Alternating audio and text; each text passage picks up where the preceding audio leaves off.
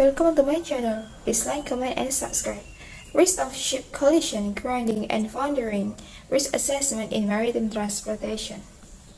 The analysis of historical records of ship casualties discussed in that identify the major modes of ship losses as being fire, explosion, grounding, collisions, and foundering. Frequently, collisions and grounding are related to human failures in the operation of the ships, as is often the case with fire and explosions.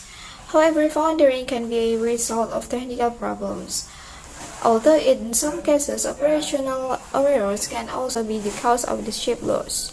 The ship can be foundered as a result of lack of enough stability in the index or in the damaged condition, of a large amplitude rolling, which can even be induced by parametric instabilities or a failure on the structure under extreme loading or due to fatigue. The risk of failure associated with the various mechanisms has been studied by many authors over the years using different approaches. A detailed account is out of the scope of this paper, but a brief reference will be made to them to indicate the type of problems that have been considered. Ships are expected to float upright in the innate condition of a weather that depends on the geometry of the underwater volume and often the distribution of weight. In general, weights located high will contribute to the decrease of initial stability, but they are not totally avoided because of operational reasons, and because weight high, stability in the innate condition will also lead to very high and uncomfortable accelerations under the effect of waves. Attempts to develop a probabilistic standard for index the ship stability have started in 1940s, but more significant contributions have been made in the 1960s and 1970s. Ships are most vulnerable to capsizing when they have been seas and winds. This situation has been studied by using phase plane analysis or considering that force stochastic rolling loses motion stability. The role of model experiments should not be disregarded, as well as the probabilistic model developed from full-scale data. When the ships are sailing with seas from astern, there are three different mechanisms that can develop pure loss of stability, separating in the waves followed by the berthing and parametric excitation, although the latter can also occur with head sea. Studying the probability of soft riding, while Aumeda and Yamakoshi read pure loss of stability. The ships are also expected to have an adequate stability even after some limited damage associated with collisions, for example. This is the so-called damage stability resistance, which can be assessed with probabilistic approaches. In fact, the IMO has been used to use probabilistic-based regulations. Having enough number of battery compartments in the case of damages to some compartments ensures that for floatability of ships. The problem can be treated probabilistically, and an internal weather aid subdivision can be devised based on the probabilities of survival.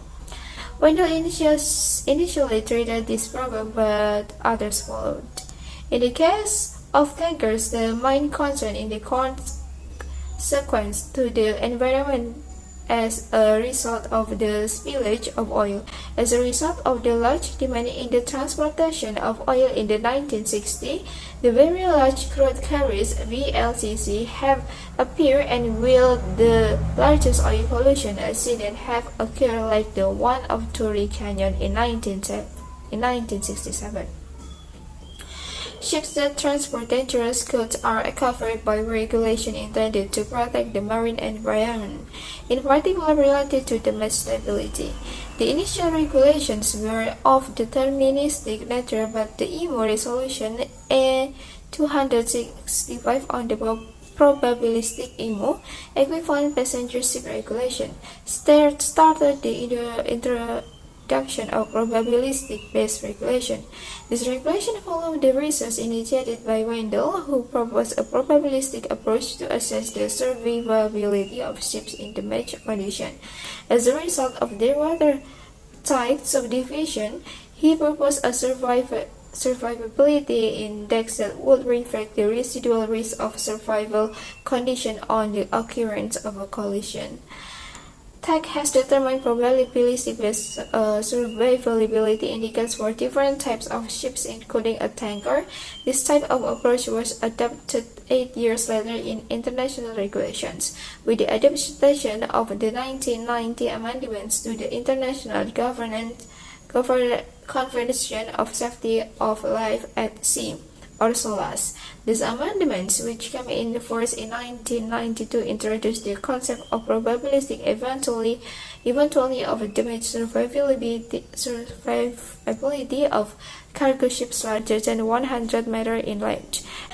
The concept were extended by ABICH to tankers to assess in a probabilistic manner the effect of a subdivision on the expected oil outflow from damaged tankers.